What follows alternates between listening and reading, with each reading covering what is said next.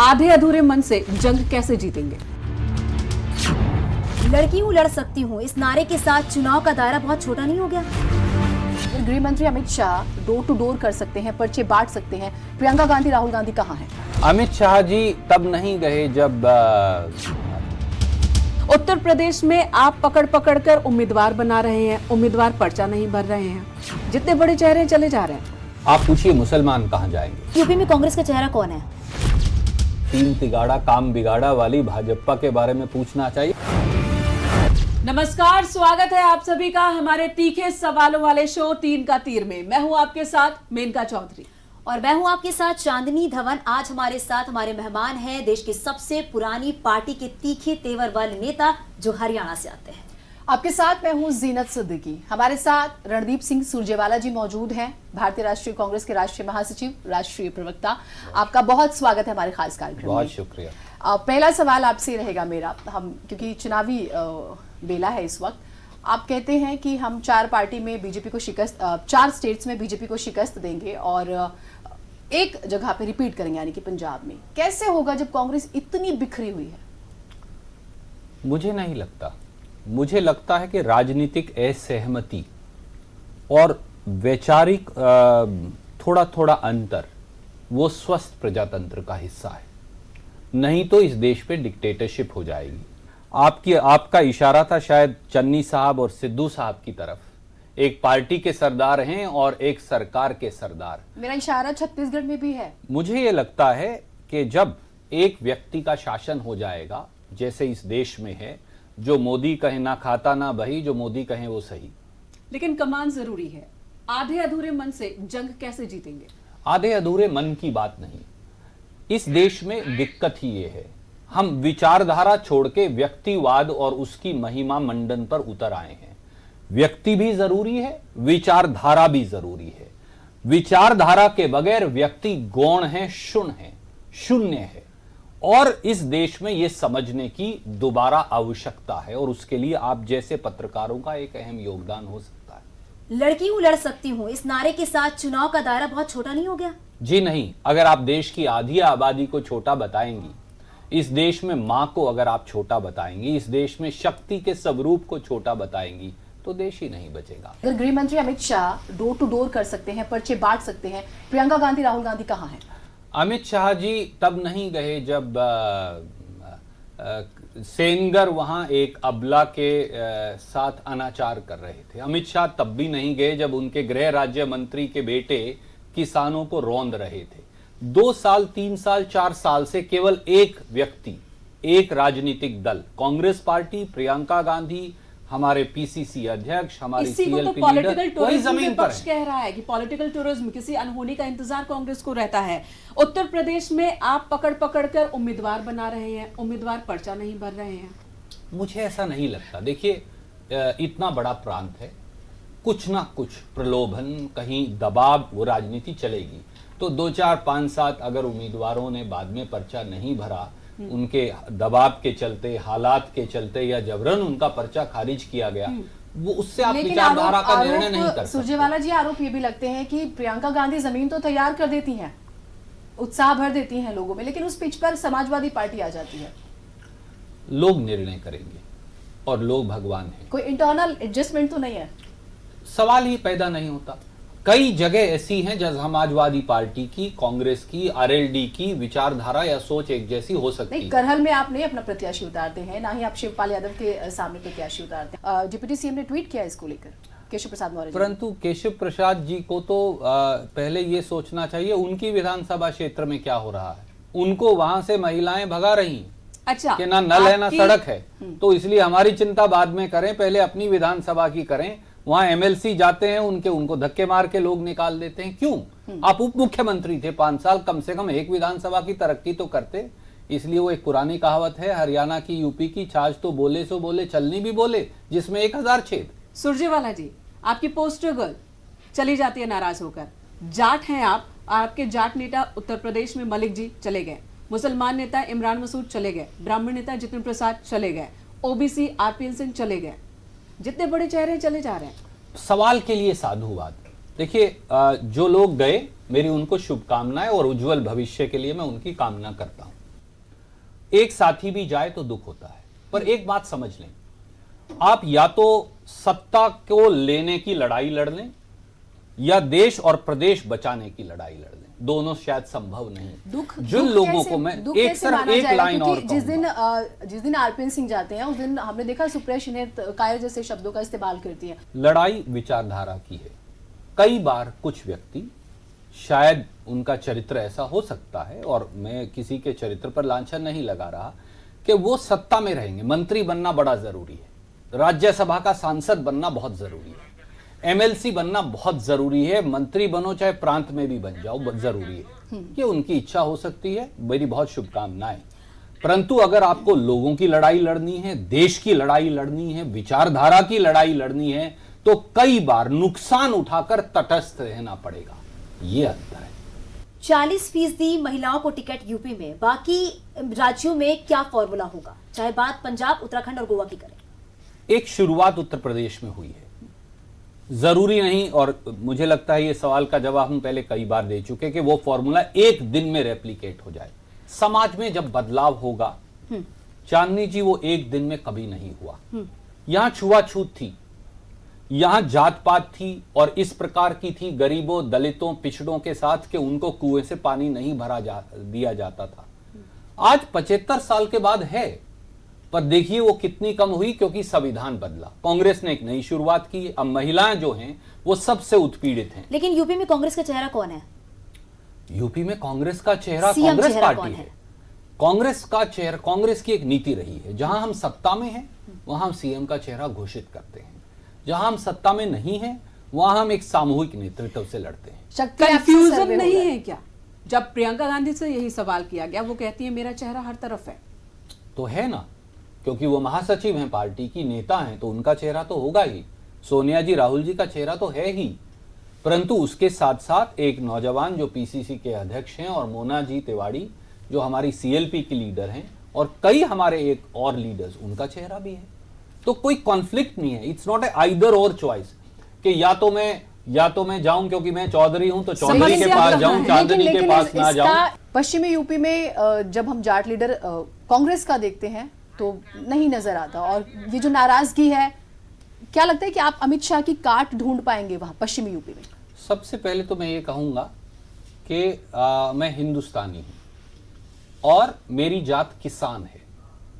मैं, हर व्यक्ति किसी जाति में पैदा हुआ, आप भी हुई, आप भी हुई, आप भी हुई, ठीक है, परंतु मेरा पेशा, धर्म, जाति, सब कुछ किसानी है। और एक दिन में कांग्रेस यहां कमजोर रही ना, 30-32 साल से, 35 साल से हम बहुत अच्छा नहीं कर रहे। एक शुरुआत प्रियंका गांधी जी ने की है, और वो शुरुआत की है केवल नेतृत्व के आधार पे नहीं, नीति के आधार पर। एक सीधा सवाल, जाट किधर जाएंगे, बीजेपी, जैन या कांग्रेस? आप पूछिए मुसलमान कहां जाएंगे, आप पूछिए दलित कहां जाएंगे, आप पूछिए पिछड़े कहां जाएंगे, आप पूछिए ब्राह्मण कहां जाएंगे। मुझे लगता है यही यूपी की समस्या है। टिकट देते वक्त तो जाति देखते हैं, ब्रैकेट में जाति लिखी होती है। हाँ, पर मैं आपको एक बात कहूंगा, और उसमें शायद मैं भी शामिल हूं, क्योंकि मेरा दल के, मैं नहीं कहूंगा कि मैं मेरे दल को अलग करूंगा। क्या अगर 3 सटीक पत्रकार जो इस देश की युवा तरुणाई की नुमाइंदगी करती हैं, वो तीनों भी अगर जात के आधार पर बात कर रही हैं 3 तीर में, तो ये देश कब बदलेगा? बदलेगा तो तब जब आप ब्रैकेट में जाति लिखना बंद कर देंगे, जाति के हिसाब से टिकट देना बंद कर देंगे। बिल्कुल, और जब आप मुझे मेरी जाति से या मेरी लिस्ट में जाति से सवाल पूछना शुरू कर देंगे, तब बदलेगा। हाँ, आपके लिए एक और सवाल है। रणदीप सिंह सुरजेवाला ने हरियाणा को सौतेला क्यों छोड़ दिया? मुझे लगता है कि मुझे पार्टी ने बहुत कुछ दिया। अगर ये सवाल मेरे व्यक्तिगत राजनीतिक सफर से संबंधित है, पार्टी ने जो मुझे जिम्मेवारी दी, जहां जिम्मेवारी दी, देश के हर कोने में मैंने वो काम किया, आगे भी जो देंगे वो करूंगा। पर मेरा ये मानना है कि अगर कांग्रेस को जीतना है तो व्यक्तियों को अपना थोड़ा थोड़ा एम्बिशन कम करना। सवाल दरअसल इंटरनल जो गुटबाजी कांग्रेस का मैं जिक्र कर रही हूँ, हुड्डा साहब से बातचीत होती है इसमें, मैं जोड़ूंगी। बिल्कुल, वो मेरे बुजुर्ग हैं, पिता तुल्य हैं। लगातार हम, शायद कोई पखवाड़ा जाता है जब एक दूसरे से वार्तालाप नहीं होती। हम बड़े सौभाग्यशाली हैं। वो शैलजा जी हूँ मैं, वो बड़ी बहन जैसी हैं। कुलदीप बिश्नोई हैं, वो मेरे छोटे भाई जैसे हैं। किरण जी हैं, कैप्टन अजय यादव जी हैं। अगर हमारा थोड़ा थोड़ा वैचारिक भिन्नता नहीं होगी तो डिक्टेटरशिप होगी। लेकिन पर यह एक तो समन्वय और घमासान प्रेम मचा भी है, घमासान मचा है। उत्तराखंड में भी देख लीजिए। देखिए, घमासान अगर कहीं है तो वो उत्तर प्रदेश की भाजपा में है, जहां स्वामी प्रसाद मौर्य जी छोड़कर चले जाएं, जहां दारा सिंह जी चले जाएं, जहां सैनी साहब चले जाएं, जहां एक दर्जन विधायक भाग जाएं, और उसके बाद भी कहें कि सब कुछ ठीक ठाक है और घमासान हमारे अंदर है। अगर हरीश रावत जी हैं तो प्रीतम सिंह जी भी जाने वाले तो आपके पार्टी में भी है, जितिन प्रसाद हैं, आरपीएन सिंह हैं, और जब जाते हैं तो वो दुख के साथ कि कांग्रेस अब वो कांग्रेस नहीं रही। देखिए, मैंने उसका सवाल का जवाब दे दिया, फिर भी आप पूछ रहे हैं। लेकिन तो कहूंगा दोनों मेरे दोस्त क्यों रहते हैं? दोनों मेरे दोस्त हैं, दोनों को शुभकामनाएं। राहुल दोनों गांधी जी की ओर से, टीम में थे। राहुल गांधी जी की ओर से भी शुभकामनाएं। उपेक्षा या कांग्रेस जड़त्व का शिकार, ये है समस्या। मुझे लगता है ठहराव जिंदगी में जरूरी है, लेकिन पानी ठहरता नहीं। रणदीप जी, पानी ठहरा रह जाए तो आप जो इसकी स्थिति समझते हैं। हाँ, पर जो ठहरता नहीं वो पानी की तरह बह जाता है। बात है कि कांग्रेस में बदलाव, जिस बदलाव की जरूरत कांग्रेस के अंदर भी पार्टियों के नेताओं ने उठाई, वो बदलाव नहीं दिख रहा। देखिए, हर पार्टी को निरंतर बदलना पड़ेगा। 1947 की कांग्रेस देखिए, 1930 की कांग्रेस देखिए, 1885 की देखिए, 2010 की देखिए, 2022 की देखिए। कांग्रेस ने 135 साल से लगातार खुद में बदलाव किया। 2014 से लेकर 2022 तक बदलाव नहीं दिख रहा। मुझे नहीं लगता, मुझे लगता है कि कई वैचारिक बदलाव आए, सोच का बदलाव आया, तौर तरीके का बदलाव आया, संगठनात्मक बदलाव आया। कई बार हम कामयाब हुए उसमें, कई बार नहीं हुए। सुरजेवाला जी, जो आप बदलाव का जिक्र कर रहे हैं, हम सिर्फ इलेक्शन स्टेट से उठा लें, ये माना जाता है कि जो सेंट्रल लीडरशिप है उसके साथ कम्युनिकेशन की बहुत प्रॉब्लम है। और अभी मैं एग्जांपल उत्तराखंड देती हूँ आपको, लगा कि कांग्रेस पार्टी बहुत अच्छा कर रही है, और आखिर में आकर हरीश रावत की नाराजगी, और क्या हुआ उत्तराखंड में? फिर उत्तराखंड में कांग्रेस, मैं आज आपके चैनल पर कहकर जाता हूं इस शो पर, कांग्रेस संपूर्ण बहुमत से जीतेगी। हरीश रावत जी ही वो व्यक्ति हैं जो सबसे आगे बढ़कर इस समय पार्टी का नेतृत्व कर रहे हैं। लेकिन जब चुनाव होगा थोड़ा बहुत एक पुरानी कहावत है उत्तर प्रदेश की, जिसके घर लग रहा है कि उनको मुश्किल सीट में फंसा दिया गया है। जिसके घर में बर्तन होंगे ना, थोड़ा खड़खड़ करेंगे। यहाँ तो सब कुछ उजड़ता जा रहा है। रसोई में कुछ नहीं होगा, वो कहां से खड़के। लेकिन अगर उत्तराखंड में कांग्रेस की सरकार बनती है तो सीएम चेहरा कौन होगा? पार्टी ने अभी इसका निर्णय नहीं लिया। हरीश रावत जी जो हैं, उनका क्लेम है वो रहेगा। प्रीतम सिंह जी हैं, उनका भी क्लेम है। लेकिन पार्टी के अंदर खींचतान चल रही है, उसको लेकर क्या? खींचतान नहीं है। मैं चांदनी जी ये कहूंगा कि अगर आप ये कहें कि हमारा थोड़ा जो वैचारिक भिन्नता है वो खींचतान है, तो मैं कहूंगा कि वो प्रजातंत्र के लिए बेबस नजर आ रहे हैं, प्रीतम परेशान नजर आ रहे हैं, हरीश जी लगता है कि पूरी लड़ाई अकेले लड़ रहे हैं। मुझे नहीं लगता, मुझे लगता है कि जो 3 मुख्यमंत्री भारतीय जनता पार्टी ने बदले, 3 तिगाड़ा काम बिगाड़ा वाली भाजपा के बारे में पूछना चाहिए। और आजकल तो माइन माफिया का शासन है धामी सरकार में। अगर आप ये कहेंगे कि ये यूपी टाइप कमेंट है तो यूपी टाइप ही सही। नहीं सुरजेवाला जी, फिर काउंटर सवाल होगा। उनके 3 सीएम अगर बदले गए, वहां पर किसी ने पार्टी नहीं छोड़ी, लेकिन आपके यहाँ पंजाब में एक सीएम बदला जाता है तो लंबे समय तक जो है हमने देखा हो हल्ला हुआ। आप तो बहुत सटीक पत्रकार हैं। नहीं, बिल्कुल है। यशपाल आर्या जी कौन है? उसके बाद भाजपा से आए। तो हरक सिंह रावत कौन है? वो तो अभी आए हैं। तो आप कह रहे हैं पार्टी नहीं छोड़ी, मैं तो कह रहा हूं वहां तो इतनी लंबी लाइन है। सीएम बदलने के बाद उस सीएम ने पार्टी नहीं छोड़ी उत्तराखंड में। अगर कांग्रेस पार्टी चाहे तो आज सारे भाजपा के मंत्रियों को ले लेती, पर हम ऐसा करेंगे नहीं, क्योंकि हम वहां एक ईमानदार सरकार देना चाहते हैं। वो सरकार भ्रष्टाचार और कुशासन के ऊपर से नीचे तक, सर के बाल से पांव के नाखून तक डूबी हुई है। और उत्तराखंड की जनता ये पूरे देश में कांग्रेस की उत्तराखंड में कांग्रेस की कमान किसके हाथ में है, क्योंकि ये जानना जरूरी है। हमेशा कांग्रेस की कमान 3 लोगों के हाथ में होती है, किसी प्रदेश में भी। प्रदेश कांग्रेस कमेटी के अध्यक्ष, विपक्ष के नेता, हम अगर सत्ता से बाहर हैं, और कैंपेन कमेटी के चेयरपर्सन। ये तीनों लोगों का सामूहिक नेतृत्व वहां चुनाव लड़ रहा है। पूरे देश में कांग्रेस आज उसी स्टेट में जिंदा है जहां पर क्षेत्रीय शत्रप थोड़े मजबूत हैं। चाहे आप छत्तीसगढ़ ले ले, राजस्थान ले ले, या फिर हरियाणा पंजाब की हम बात कर ले, या फिर उत्तराखंड की बात कर ले, लेकिन सेंट्रल लीडरशिप पर आरोप है कि उन्हें भी परेशान कर रही है। अब आप मुझे बताइए, अगर क्षेत्रीय शत्रप ही मजबूत होते, तो कुछ दिन पहले मैं देख रहा था, तो आप तो अमरिंदर सिंह जी सबसे बड़े क्षेत्रीय शत्रप थे। पर देखिए, एक दलित नौजवान, हिंदुस्तान का अकेला दलित मुख्यमंत्री, एक नौजवान लड़का जो कांग्रेस की पाठशाला से आया, पेडिग्री से आया, और वो देश का अकेला इकलौता दलित मुख्यमंत्री बन गया। आप वो तो क्षेत्रीय क्षत्रप नहीं है, पर आज पूरा पंजाब मानता है, आपका सर्वे दिखाता है न्यूज 18 का, कि मोस्ट पॉपुलर चीफ कोई लड़ाई चल रही है तो क्या? वो चन्नी है। एक सेंट्रल लीडरशिप और क्षेत्रीय छत्रपों के बीच कोई लड़ाई चल रही है? सवाल होता ही नहीं। लीडरशिप इज एवोल्यूशनरी, एक अंग्रेजी का लफ्ज है।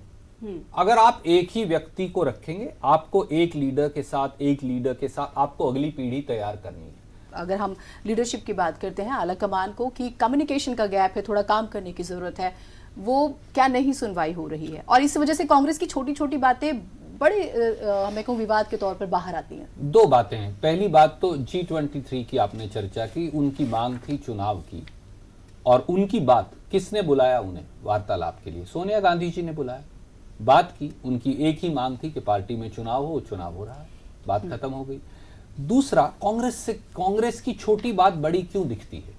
क्योंकि आप मुझे बताइए, अमित शाह जी की वोट कब डली थी जब वो 2 बार प्रेसिडेंट रहे? जेपी नड्डा जी की वोट कब डली थी? किसी ने पूछा न्यूज 18 में कि भैया कहां वोट डली थी, कब? ये सवाल आपने हमसे सही पूछा किया। जाएगा, ये सवाल और ये आपने सही सही किया। है हमसे, क्योंकि हमसे अपेक्षा ज्यादा है। लेकिन और हम आप उस तो एक जिम्मेवारी को परिवार पर समझते निर्भर हैं। है, कांग्रेस तो एक परिवार पर निर्भर है, उनमें तो कहीं से कोई आकर अध्यक्ष बन सकता है, ये आरोप कांग्रेस पर ही है। ये भी तथ्यों के विपरीत है। अब मैं आपको याद दिलाऊं, याद करिए, 22 साल तक कांग्रेस पार्टी का राजीव जी की मृत्यु के बाद और आज तक कांग्रेस गांधी परिवार का कोई व्यक्ति देश का प्रधानमंत्री नहीं बना। हमारी सरकार पार्टी की ने कमान तो उनके हाथ में 15 रही, वर्ष पार्टी की कमान उनके कमान हाथ पर में भी रही। आ जाइए, ये भी तथ्य सही नहीं है।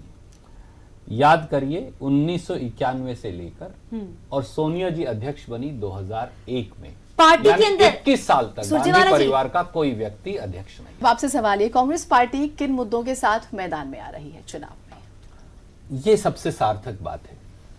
इस देश में क्या केवल हिंदू मुसलमान मुद्दा होगा, नफरत और बंटवारा मुद्दा होगा, या इस देश के अंदर महंगाई, इस देश में बेरोजगारी, इस देश में जाती हुई नौकरियां, इस देश में किसान की बदहाली, इस देश में बंद होते छोटे छोटे लघु उद्योग, क्या वो मुद्दा होंगे सरकारों से जवाबदेही मांगने का, चाहे वो भाजपा की हो या कांग्रेस की हो? और कांग्रेस इन्हीं सार्थक मुद्दों के ऊपर चुनाव लड़ रही है। बजट कह रहे हैं कि भारत 100 साल तक भारत को मजबूत बनाने वाला है। आप मुझे बताइए, पहले दूरदर्शिता की कमी थी, अमृत काल चल रहा है, ये जी। जिक्र बजट में ही एक नए शब्द का इजाद जी, क्योंकि अभी तो राहु काल है, आप और हम तो राहु काल में जी रहे हैं। अमृत काल तो 25 साल के बाद आएगा। लेकिन ये भी है कि बड़ी खूबसूरती है। उत्तराखंड में कांग्रेस ने अपना मैनिफेस्टो जारी कर दिया है, उसको लेकर क्या कहेंगे? इस बार क्या उसमें खास है? उसके अंदर हमने बाकायदा 4 धाम 4 काम एक नारा दिया है, और उन 4 कामों में पहली बार डायरेक्ट मनी ट्रांसफर, यानी हर उत्तराखंडी को सरकार के बजट से गरीब को एक हिस्सा मिले। इस देश में मोदी जी के शासन में, उनकी छत्र छाया में 142 लोग 30 लाख करोड़ कमा लिए। दूसरा वो उत्तराखंड मॉडल है, जहां 40,000 रुपया ट्रांसफर होगा, जहां हमारी जो बहनें हैं, महिलाएं हैं, उनको हमने कहा 500 रुपया से ज्यादा गैस सिलेंडर का भाव नहीं होगा।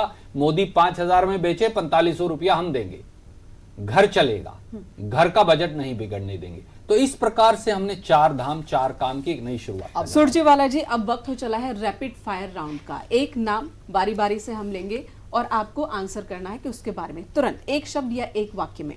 प्रधानमंत्री मोदी, प्रपंच और झूठ, सीएम योगी आदित्यनाथ, बंटवारा और नफरत, प्रियंका गांधी, शक्ति, राहुल गांधी, दूरदृष्टि, भविष्य, ठहराव, अमित शाह, पूरी तरह से बंटवारे की लकीर खींचने वाला, अखिलेश यादव, एक ऐसे नेता जो सोचते हैं कि वो आगे बढ़ें, सीएम धामी, माइन माफिया, पूर्व सीएम हरीश रावत, परिपक्वता, नवजोत सिंह सिद्धू, जोश, गुलाम नबी आजाद, ठहराव, सोच। राकेश टिकैत। किसान के लिए संघर्ष। और चरणजीत सिंह चन्नी। चरणजीत सिंह चन्नी, गरीब और युवा की आवाज। और रणदीप सिंह सुरजेवाला, कार्यकर्ता। रणदीप जी, बहुत बहुत धन्यवाद आपका। सभी सवालों का बहुत ही विस्तार के साथ आपने जवाब दिया है। और रणदीप जी, आपने जिन सवालों का जवाब दिया, वाकई जो दर्शक है वो भी समझ जाएंगे कि आने वाले टाइम में आगे की रणनीति क्या हो सकती है। और अगले हफ्ते हम फिर मिलेंगे एक नए मेहमान के साथ और आपसे जुड़े हुए जो वाजिब सवाल हैं उनके जवाब उनसे लेंगे।